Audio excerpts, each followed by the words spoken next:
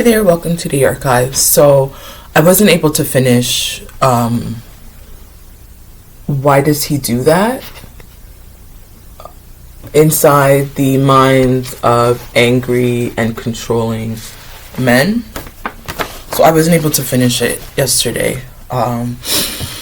So I want to try to finish it today. I think we're going to do the last couple. I think there's three more I want to do. 3 or 4 more. So now we're on chapter 11. There's 15 chapters altogether, I believe. So this chapter 11, looks at abusive men and their allies. Okay, what does this mean? Pretty much they're enablers, people who allow them to continue abusing, people who look the other way, people who make excuses for them, people who say, oh, it's not that bad, get over it, forgive him, right? Their friends, their family, and even sometimes social service workers, right? The law, the police. So here are some quotes that the chapter starts with. I used to feel close to his mom, but now she seems to hate me. I can't even call up our friends anymore because they don't want to get in the middle. Sometimes I feel like I must be the one who messed up because my own family. Oh, hold on. So sometimes I feel like I must be the one who messed up because my own family sides with him. I don't bother to call the police when he gets scary because he's got buddies on the force who help him out. The custody evaluator reported to the court that I'm hysterical and that the children should live with him. So again, these are people who allow the abuse to continue. They don't check him. If anything, they coddle him. They make excuses for him. And they themselves create an environment where it's okay, right? Which is why they're not, I wouldn't say they're just as bad, but it's just as bad. You're allowing the abuse to, you're complicit. We've all been there. I think a lot of us have been there where you know something's going on with your homegirl, but you're just like, I don't want to bring it up. Do I tell her, right? A couple episodes ago, we talked about Chriselle and Emma. A lot of Emmas will end up cutting off, and I think later on Emma does that with Chelsea and Chriselle. I'm so behind, I haven't finished the season, but I was going through Emma's post yesterday on Instagram, and people were going in on her about Blake, right? And so it looks like she chose the man over the girlfriend, and that's usually what happens. You want a Chriselle in your life to tell you the truth, right? But a lot of us don't know how to tell our friends the truth.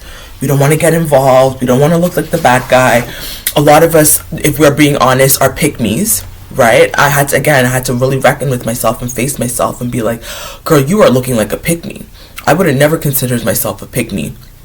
But the last few dynamics, it's just like, this is a repetitive pattern, right? Why are you choosing men over women? Are you a girl's girl for real? A lot of abusers hate girls, right? They don't like the Chriselles, because now you're planting seeds of doubt in their girlfriends and their wives and their fiancés' heads, right? You become a threat to them. But we all need a Chriselle to tell us the truth. Like, girl, you are heading towards danger. The train has left, and it's gonna be a wreck, right? But we don't want to hear that. So then they tend to have allies.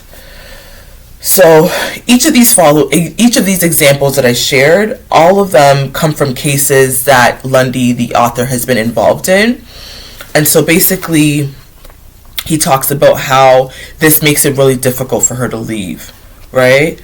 In this context, an abuser has to work harder than ever to keep his partner blaming herself, and to fend off helping hands that,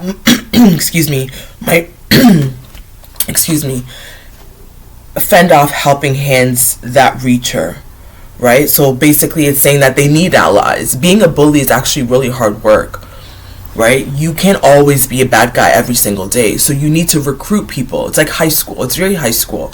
They go around spreading rumors, they lie, they make themselves look good, they make you look bad, and they get everybody on their team, right? It's like the popular kids. Oh my God, come on my team. And then everybody just gangs up on the victim who's being abused already, right?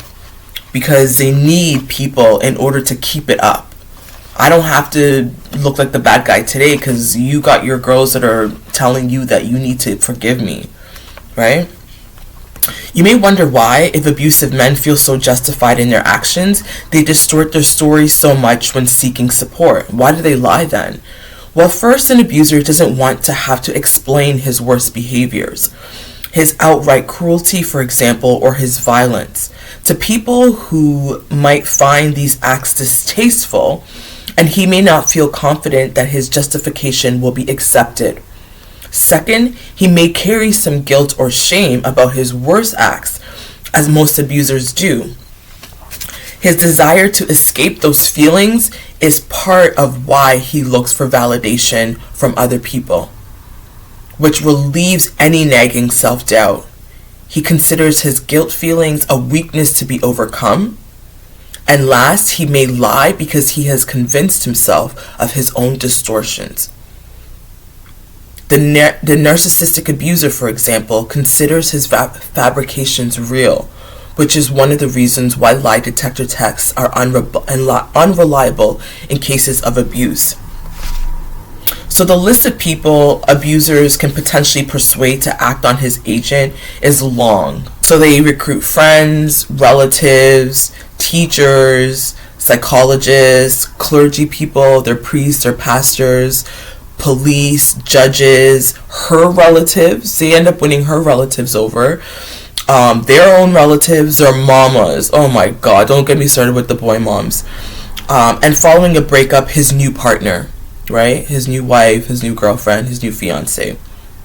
He recruits all of them. And so the abuser's relatives are usually the top, right? The parents, their mamas, oh my God. Parents don't want the finger pointed at them. So they say, our child wouldn't abuse his partner. We brought him up right. Allegations of abuse by the son can draw uncomfortable attention to the dynamics of the previous generation. That's usually what's happening here. Oh, no. My husband's not like that. He didn't learn it from his daddy. Abusive men are 3 times more likely than non-abusers to come from homes in which their father or stepfather abused their mother. And if the father or stepfather is abusive, he shares the son's entitled attitudes and victim-blaming tendencies. Family loyalty, right? Blood is thicker than water. Never go against the family. All of these jargons.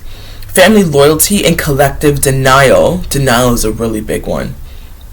Of family problems are powerful bidding agents. Everybody just sweeps it under the rug, right? No matter what, who or how bad, you got to stay loyal to the family. Never go against the family. Never bite the hand that feeds you, or else.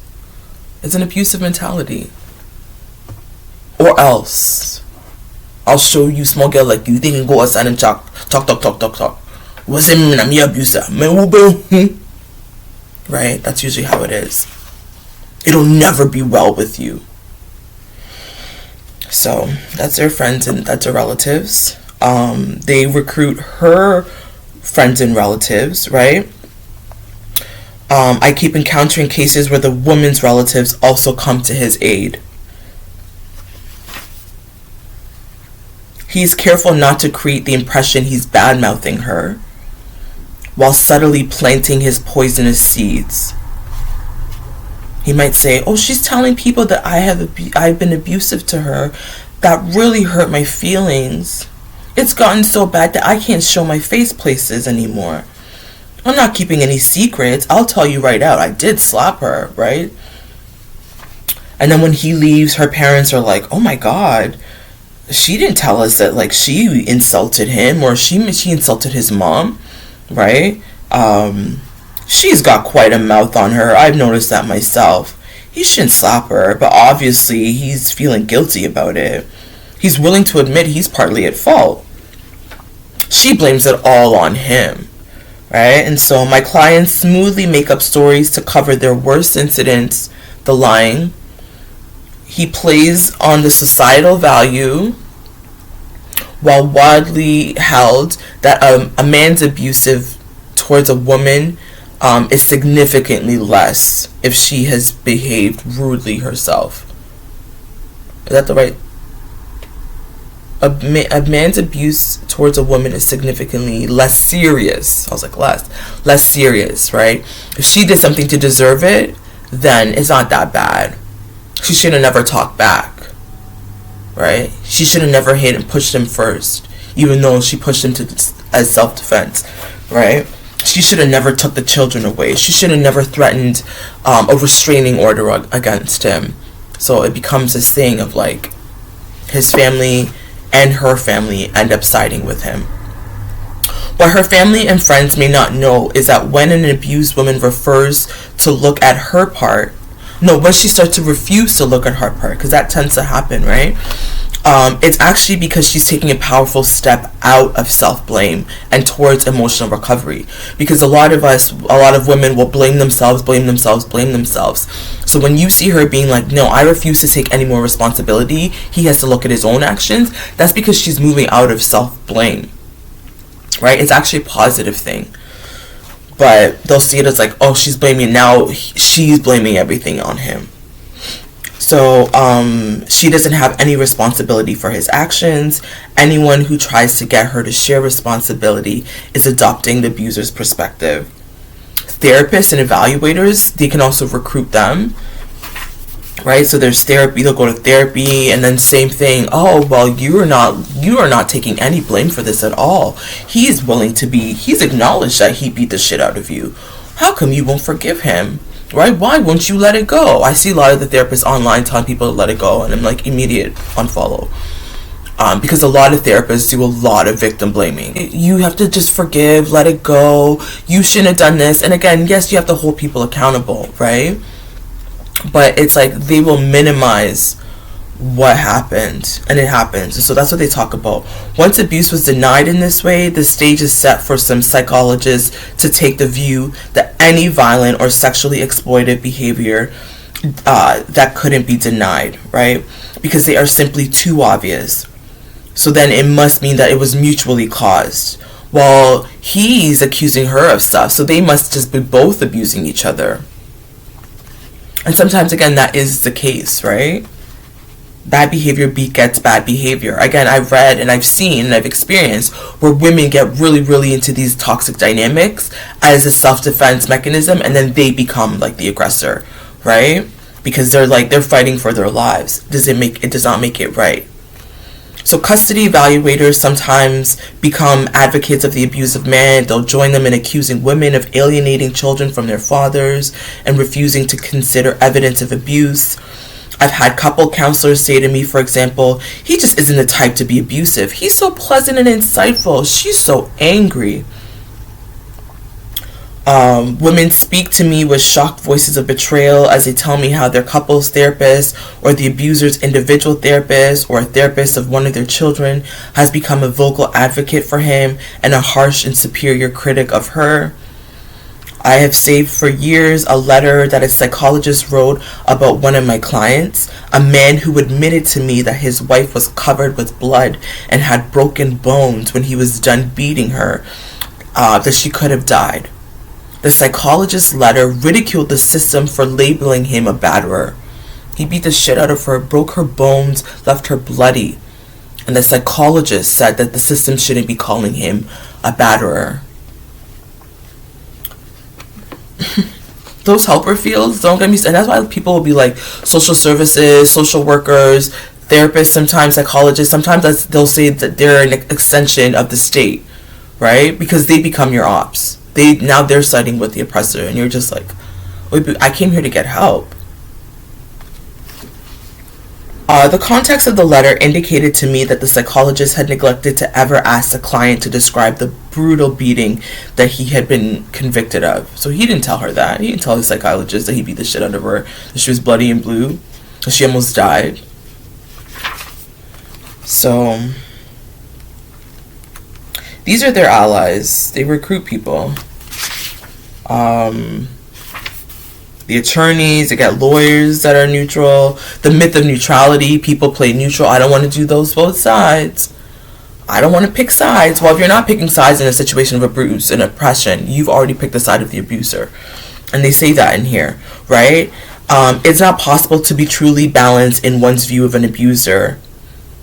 Dr. Judith Herman, in their masterwork, Trauma and Recovery, defines neutrality as actually something that serves the interests of the perpetrator much more than that of the victim. So it's not neutral.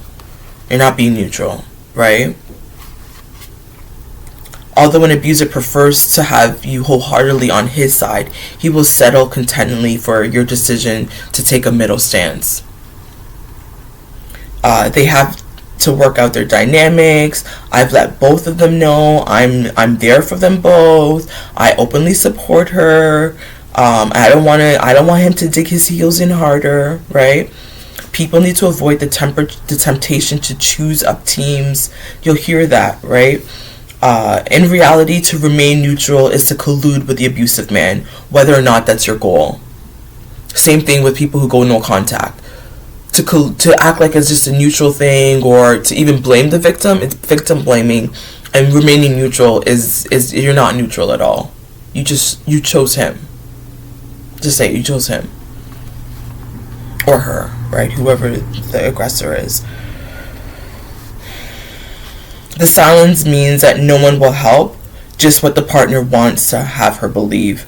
Anyone who chooses to quietly look the other way, therefore, unwittingly becomes the abuser's ally.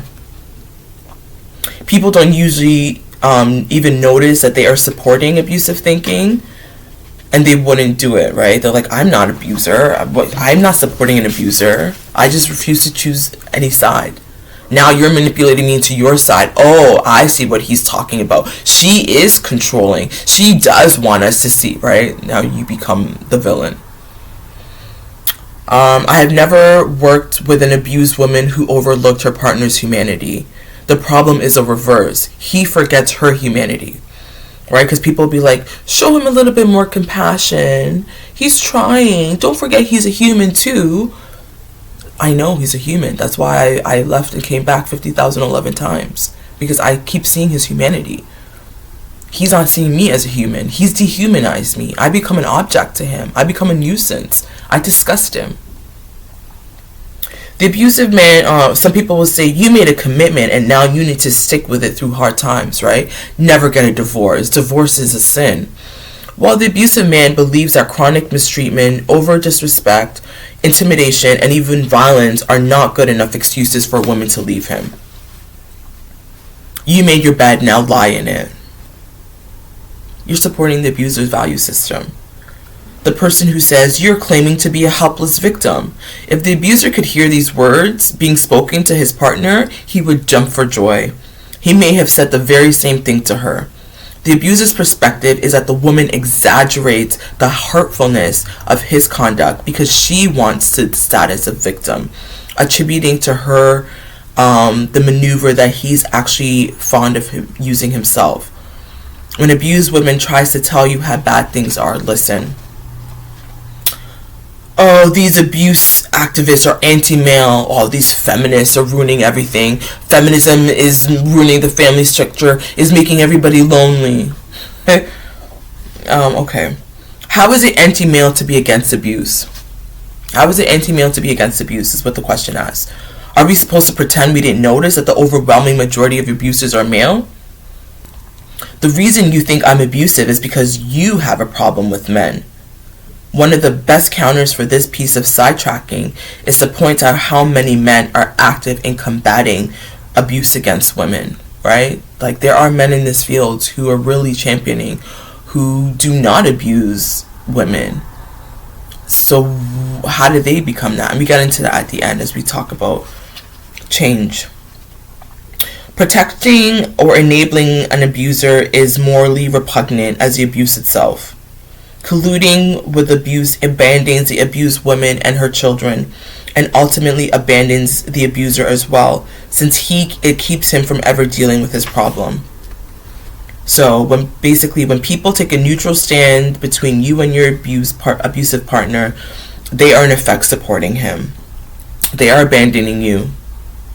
no matter how much you may claim otherwise. People cannot claim to be opposed to partner abuse while assisting their own son, their brother, their friend, their partner. Everyone should be very cautious in accepting a man's claim that he has been wrongfully accused of violence or abuse. The great majority of abuse allegations, though not all, are substantially accurate.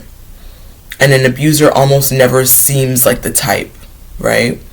The argument that he is a human too and he deserves emotional support should not be used as an excuse to support a man's abusiveness. You can give him support, but don't support the abuse. Our society should not buy into abusive man's claim that holding him accountable is an act of cruelty. So basically that's it. Chapter 12 goes into the legal system. I'm going to skip this one because I have my own thoughts on the legal system. And basically, it just, to summarize, it goes into this. They just become allies often, right? The courts just become allies. They say that she really exaggerated. He says she exaggerated what he did. Judges didn't even want to hear what she said.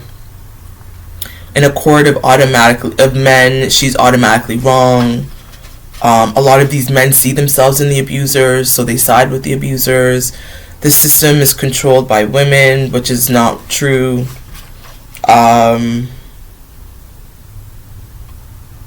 I've never experienced any consequences for my abuse before. It's not going to suddenly happen now, so they're confident that they're never going to be held accountable. Nothing is going to stop me. So again, I'm not going to really get into this. The police, how they switch up when the police shows, how they become the victim when the police show up. They'll say she was drunk driving, she was trying to get in the car, and I was just trying to avoid her. I was protecting our kids and she was beating the kid up, right? All of these different excuses. It talks about restraining orders and when you should get it and when you should be cautious of getting one. Usually when you ask for a restraining order, that's when they ante up and want to kill you. So yeah, basically this chapter goes on, like it talks about probation, bond, surviving the legal system. It says don't drop a restraining order if you get one, advocate for yourself, and don't give up prematurely. So basically I'm just going to put those two chapters in one. Again, read that chapter because it does have a lot of information about the legal system. But again, a lot of us don't turn to the legal system. We don't go to the police. You know not to go to the police. They're not going to support you. Right? There was a feminist activist from Ottawa in Canada, Amy Lalonde, I think. It's Amy Lalonde. And she talks about how she had an abuser for over 10 years. He would stalk her. Her family knows. She went to the police. The police basically said they couldn't do anything about it. And so she just lived with his stalking for a decade until he got in a car accident and died. If he hadn't died, it would have continued. So, like, a lot of people don't go to the police, right? I see stories of, like, again, that's a white woman. It's a white French Canadian. And the police couldn't do anything for her. The police aren't going to do shit for me, right? If anything, I become the villain now. And so, a lot of people, that's why I'm just going to skip over that chapter about the legal system. I'm going to keep my thoughts to myself, again, mostly because I am more of a transformative justice type of person. I usually do believe that, like, we can fix things in community, but a lot of these men will show you that that's not, they take advantage of that, right? They take advantage of you knowing that you won't go to the police. They take advantage of the fact that, like, you are a TJ kind of a girl, where you don't believe that punishment is a good replacement for what has happened. And so I'm going to end it there. It's almost half an hour. So this chapter was on abusers and their allies and the legal system, okay? So until next time, in solidarity.